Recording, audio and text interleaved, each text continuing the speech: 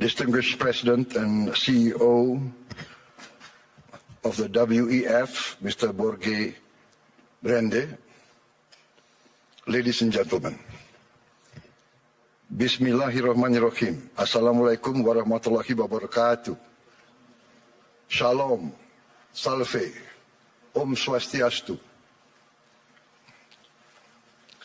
Ladies and gentlemen, we gather here in Davos at a time of great uncertainty, a time when wars continue to break out, a time when trust between nations, between institutions, between peoples is fragile.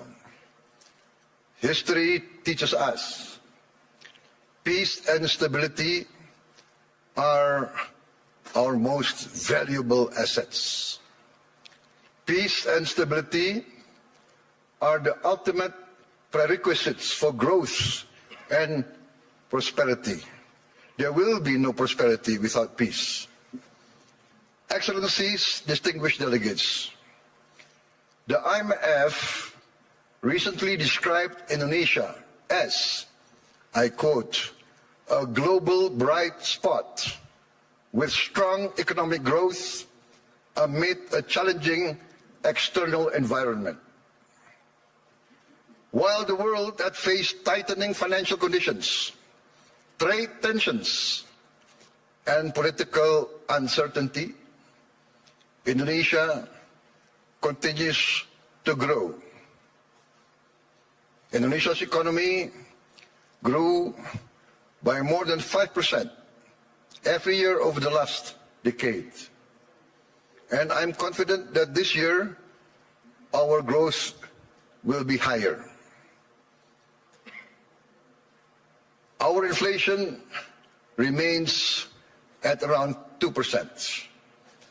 Our government deficit is now kept below 3% of our GDP. International institutions did not praise us because of unfounded optimism. They did so because of evidence. They recognize that Indonesia's economy is resilient. Our policies have been and will always be well calibrated. Peace and stability in Indonesia over the years did not happen by chance. Peace and stability in my country did not happen by luck. It happened because we, Indonesia, have and will always continue to choose unity over fragmentation, friendship and collaboration over confrontation, and always friendship over enmity. Our credibility, hard-earned over many years, has been protected. Credibility once lost is very expensive to regain. Indonesia, in our history, has never once defaulted on our payments of our debt. Not once.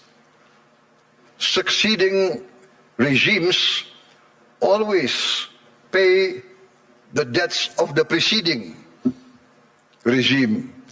Presidents, successive presidents will always honor the debts of the previous administration.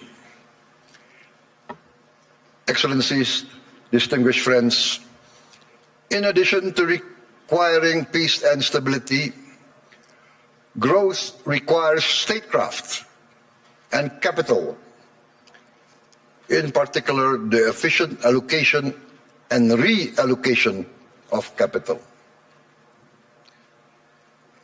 That is why last February we established our sovereign wealth fund, Danantara Indonesia.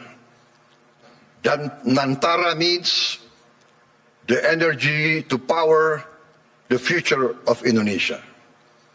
Danantara is a sovereign wealth fund with $1 trillion in assets under management. With Danantara, I can stand here in front of you as an equal partner. Indonesia is now not only a land of peace and stability. Indonesia now is more and more the land of opportunity. Once again, I mentioned that I am convinced that our growth, the growth of our economy will be significantly surprising to many in the world. With Danantara, Indonesia is now able to be your partners. We will co-invest and grow with you. Danantara is established to finance and co-finance the industries of the future. We are determined to industrialize our country in a significant way. The industries of the future must be executed well and wisely.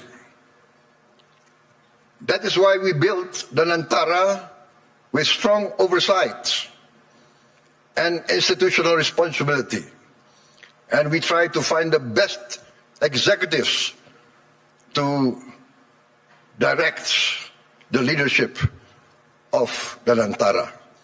Danantara now manages 1,044 state-owned enterprises.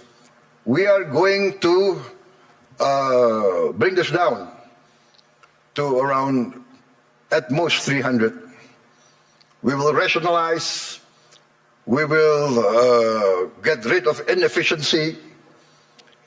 We want the best governance and the best management under international standards.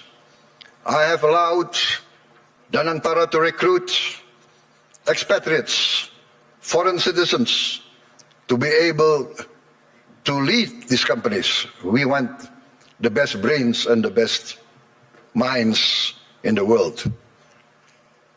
This is, in fact, how we run Indonesia now.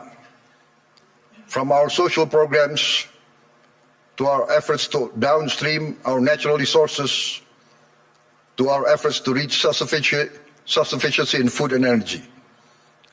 All are now accompanied by strong oversight and capable leaders. In the first 2 months of my administration, we carried out a vigorous efficiency program. We saved $18 billion by stopping inefficient and dubious programs from our budget, and redirected these funds to projects that directly improve livelihoods and impact all of society. As a result, on January 6, 2025, we started our free nutritious meals program for pregnant and lactating mothers, infants, and all Indonesian children. On our first day, we started with 190 kitchens, serving 570,000 people per day. 570,000 meals per day. Today, in 1 year, we have achieved 21,102 kitchens serving nationwide.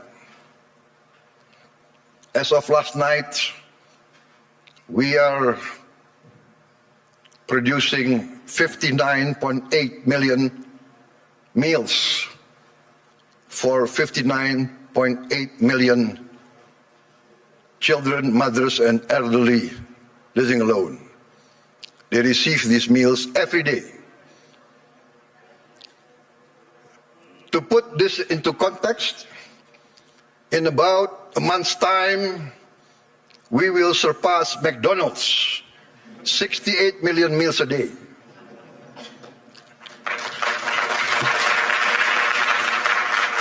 We started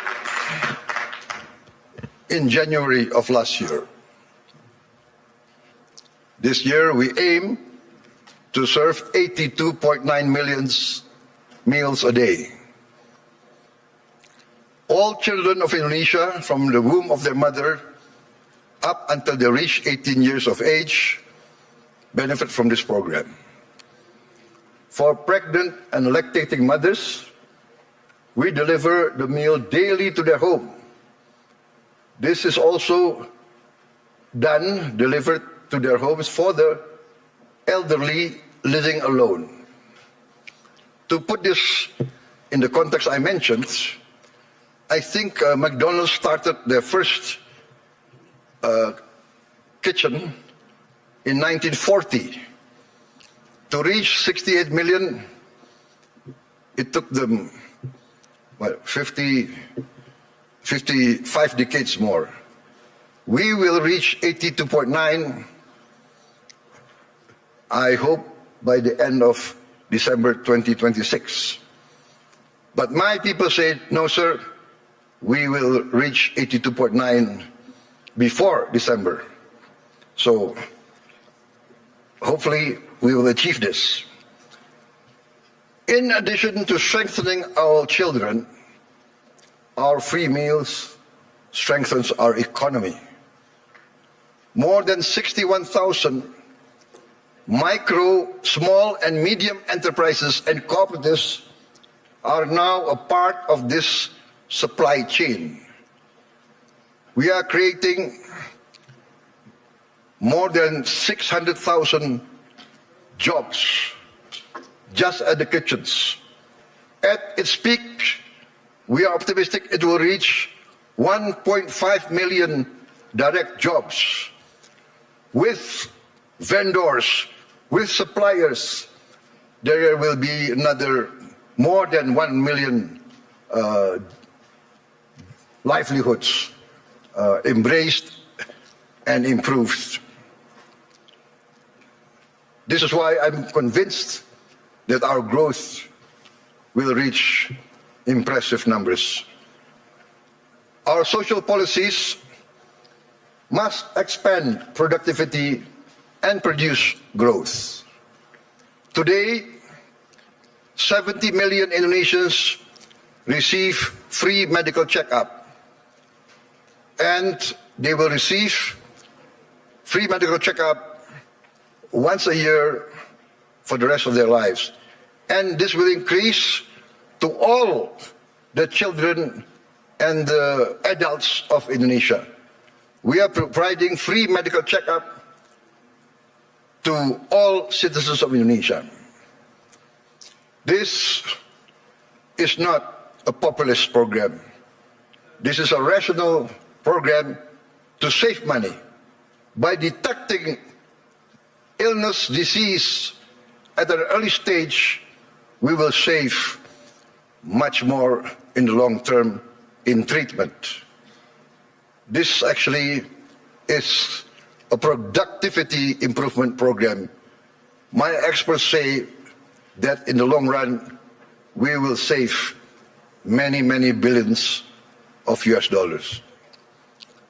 Last year, for instance, we renovated 16,140 schools. We equipped 288,000 schools, each with one 75-inch interactive flat panels as part of our digitalization of our education program. Next year, in this coming year, 2026, we will add another 1 million of these interactive smart panels so that every school will have at least 3 to 4 classrooms with these panels.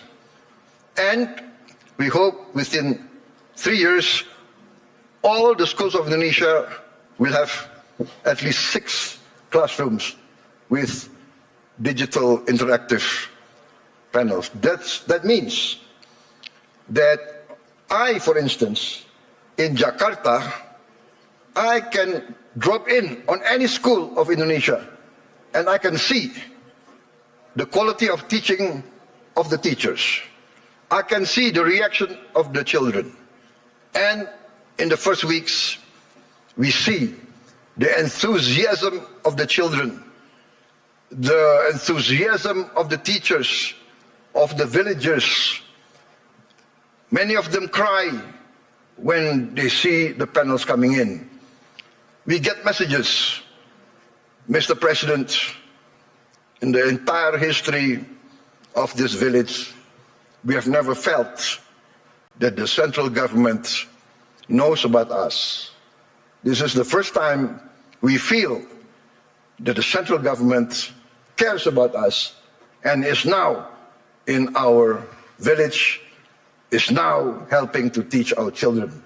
This is, for me, heartwarming, because what we are doing is we are empowering the future generation of Indonesians.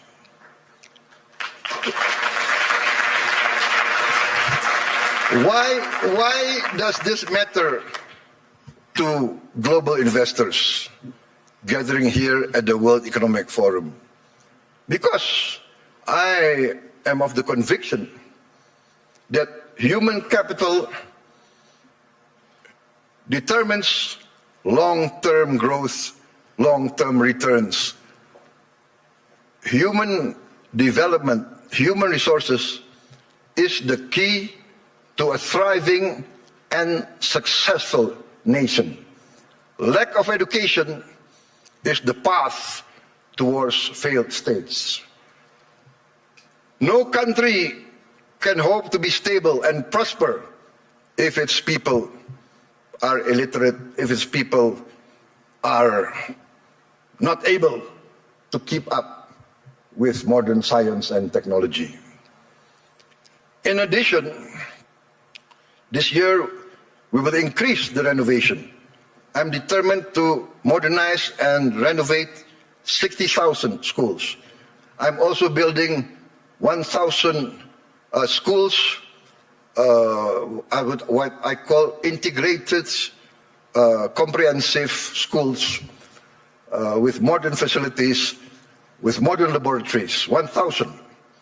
I have already, 500, but I've already built 160 schools, boarding schools for the very poor. So this is maybe unique, because usually the children of the upper class, the children of the wealthy, go to boarding school. But I now make boarding schools for the very poor. Their only condition for entering the school is they must come from the bottom deciles of our society. Those who are very poor, I'm taking their children. I want to cut the chain of poverty. Usually in countries like my countries of the global south, countries of the third world, countries coming out of hundreds of years of colonialism, usually the son of a poor peasant will be a poor peasant. The son of a garbage collector will be a garbage collector. The son of a street hawker will be a street hawker. The son of a day laborer in the harbor will also be a day laborer in the harbor. This is what we call in the global south the circle of poverty. I'm determined to break the circle. I'm determined that the son of the poorest should not be poor. They must be given equal opportunity. And that's why I've already built 166, and I will build total 500 of these boarding schools. And another 500 not boarding schools, but centers of excellence to boost the other children who are brighter. Also, I've started 20 new boarding schools for the academically gifted. I'm also building 10 new universities, and I'm discussing and negotiating with the best universities of Europe, United Kingdom, and North America to twin them and to produce universities and campus of international standard. In addition, we are now in the process of building 83,000 cooperatives with 83,000 warehouses, 83,000 cold storage, 83,000 mini markets, 83,000 village drugstores selling generic medicine, and all subsidized goods direct to the villagers without intervention from too many middlemen.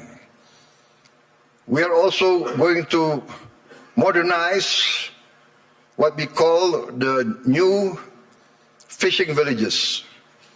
We will build at least 1,000 this year, but we actually want to allocate funds for 5,000 villages. Each village will have 2,000 fishermen. We hope to impact 10 million fishermen with their wives and their children. This will impact at least 40 million Indonesians. We have started a pilot project in Biak, in Papua, and the result is very heartening. The average increase in their livelihood is 60% increase in their annual livelihood. Why? Because before, to get ice was impossible for them. There was no ice-making factory near their villages. To get diesel very far, we will build diesel stations in every village. They will have access very easy. Ladies and gentlemen, let me say this clearly. There is no investment climate without the certainty of equitable rule of law. Nobody will come in to invest in a country that's lawless or of dubious legal tradition. I am determined under my administration to ensure the rule of law. The rule of law must prevail over any vested interests.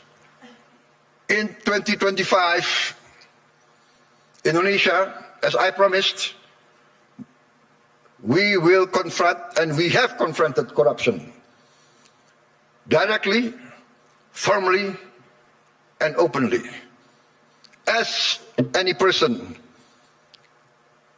dealing with an illness, with a disease, we must have the courage to acknowledge the illness and disease that we suffer. We are determined directly to fight against this corruption. It's challenging. Not many people believe we can do it, but we have no choice. I have no choice. I have been inaugurated, I have been sworn in to uphold the Constitution and the rule of law. In my first weeks in government, we uncovered massive abuse in fuel and crude oil governance. In all sectors of the economy, we found illegality, illegal practices.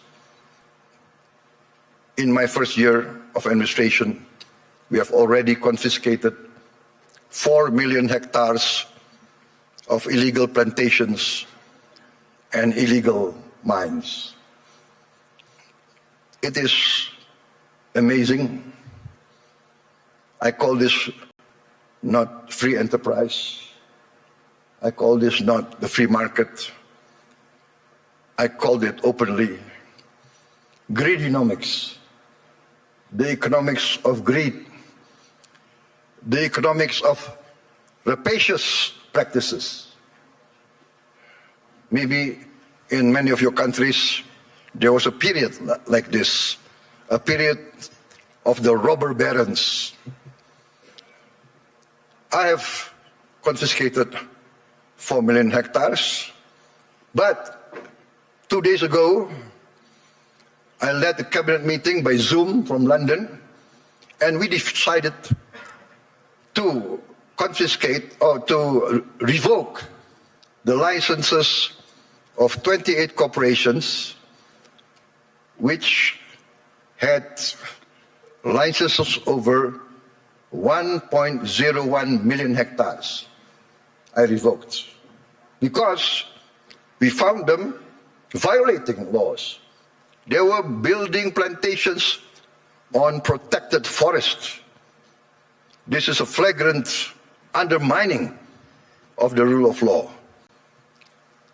Perhaps these rapacious so-called entrepreneurs feel that they need not recognize the sovereignty of the Indonesian government. Or perhaps they feel they can buy all Indonesian government officials. I have reports that some of these people in their meetings say, oh, it's okay, there is no government official that cannot be bought. Well, I challenge them to try to buy officials from my administration. They will come to find themselves a big surprise. Combined with the 4 million hectares of illegal plantations already confiscated, we have, in fact, enacted the boldest, the most daring forest law enforcement effort in the history of Indonesia. We have closed, up to now, 1,000 illegal mines. But my staff, my people report to me, sir, there is at least another 1,000 or more. There could be as many as 666 corporations that violate the law. So I say, what can we do? We can only have the courage to enforce the law. There can be no compromise. There can be no turning back. My people demand this, and we are determined to serve our people in honesty. We are determined, I am determined to uphold my oath, defend the Constitution of my country, enforce the law of the land. You might not have heard our story because we are people who do not like to be flamboyant. We are low-key. We tend to be below the radar. But we are very determined in our effort to keep up with the rest of the world. You might not have heard this story, but extreme poverty in Indonesia fell to its lowest level in history.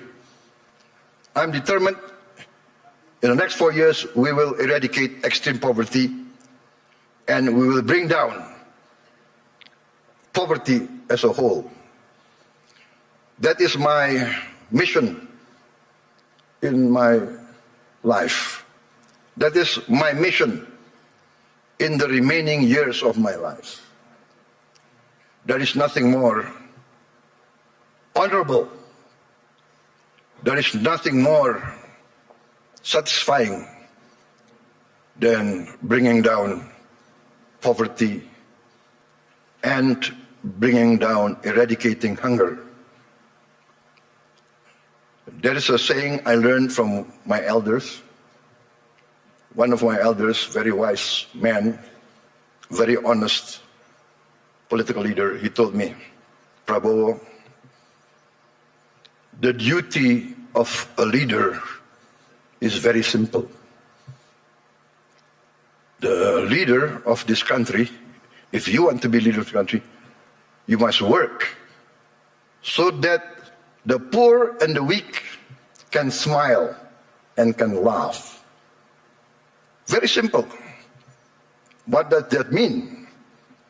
If the poor, the weak can smile and can laugh, that means they have hope. That means they see a future.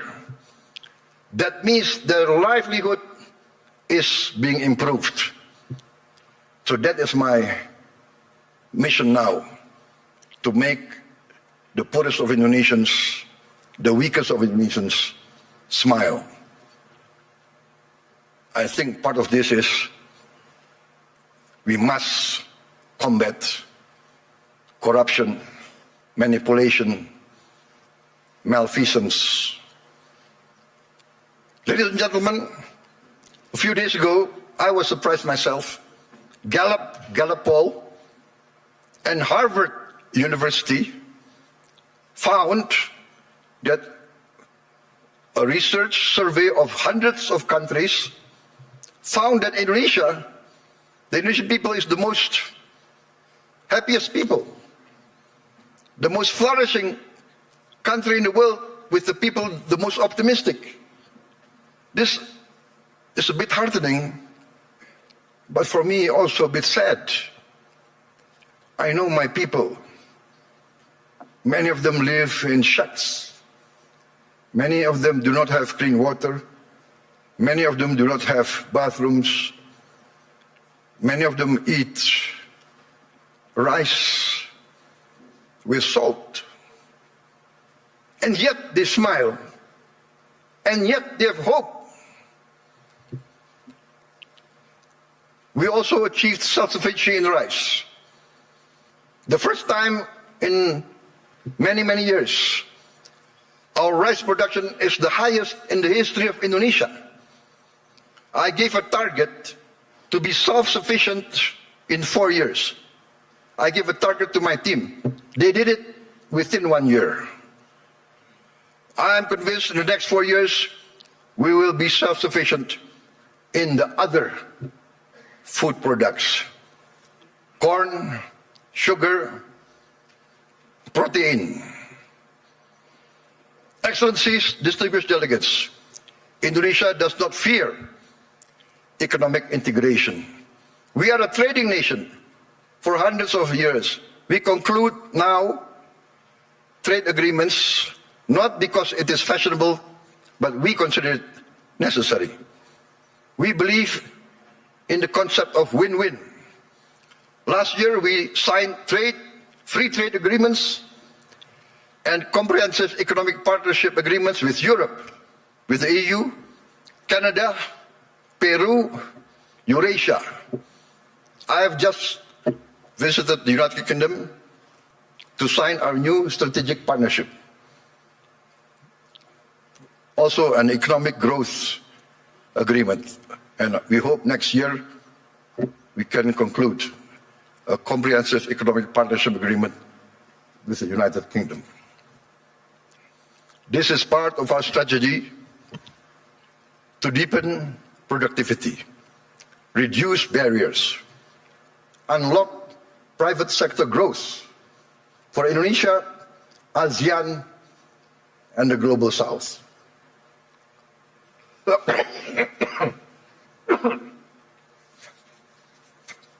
Excuse me. We believe that trade integration, when done fairly, is not a threat to sovereignty. We believe trade is a tool for prosperity. Indonesia has a clear vision. We are determined to become a modern country integrated with the global economy, providing good quality of life for its citizens, living free of poverty and hunger. But we understand very well this cannot be achieved by slogans alone. It requires determination, good governance, clean government, free of corruption and malfeasance. And in the end, we must have efficient public administration. We must also enact a new culture in our bureaucracy. Our government must serve the general good and must not entrench itself in collusion with greedy and rapacious economic players. Achieving our mission also requires smart investment in infrastructure, simplifying rules and regulations, getting rid of too much red tape, and of course, significant investment in health and education. Distinguished delegates, friends, economic growth requires a dynamic private sector. Indonesia is and will always be open for foreign and domestic investment. And we realize the prerequisite for investment is political and economic stability. Also, the certainty of equitable rule of law, guaranteed by a strong, clean and democratic government. Indonesia today offers sustainable growth with stability. We may be very low-key, we may be below the radar, we don't like to be flamboyant, to be bragging. We believe in evidence, evidence-based action. In fact, I was invited to speak last year here, and I declined. Why? Because had I come last year, I would have only been leading my administration only for 2 months. So what will I be able to say? I will only be able to talk, to give platitudes. Today, I stand before you with confidence, with pride in our achievement. We have in 1 year achieved tremendous gains, tremendous reforms. We have wiped away hundreds and hundreds of regulations that do not make sense, regulations that hinder fairness, that create the culture of corruption. Hundreds of regulations we have wiped out in 1 year. Ladies and gentlemen, peace and stability is a long and arduous program. But if you want to take something from my talk today, maybe it should be this. Indonesia chooses peace over chaos. We want to be a friend to all, an enemy to none. 1,000 friends too few for us, one enemy too many. We want to be a good neighbor, a good, responsible citizen of the world, protecting the environment, protecting nature. We must not destroy nature. We must live with nature. We must maintain and be a part of a future full of hope. Hope grounded in credibility, execution of sound public policy, and continuous record of growth with equity. Let us build the world we want to live in together. Let us continue the journey to improve the quality of life for all, to live in peace, freedom, friendship, tolerance, coexistence, and cooperation for all races, all ethnicity, all religions. Let us continue our pursuit of justice for all, security and freedom for all. I look forward to seeing many of you here in this room in Indonesia, because in Bali this June, we will host the first Ocean Impact Summit together with the World Economic Forum, which Indonesia is sponsoring, together with the important participation of Mr. Ray Dalio and his research vessel, Ocean X. There is a SpaceX, I think, from Mr. Elon Musk, but I think Mr. Ray Dalio is one of the pioneers in ocean research. And Indonesia, being 3/4 sea, we are very concerned about the future of our ocean. Ladies and gentlemen, thank you very much for your attention. May you go in peace with the blessing of the Almighty God. Wassalamualaikum warahmatullahi wabarakatuh. Shalom, salve, Om Shanti, Shanti Om. May peace be upon us all. Thank you.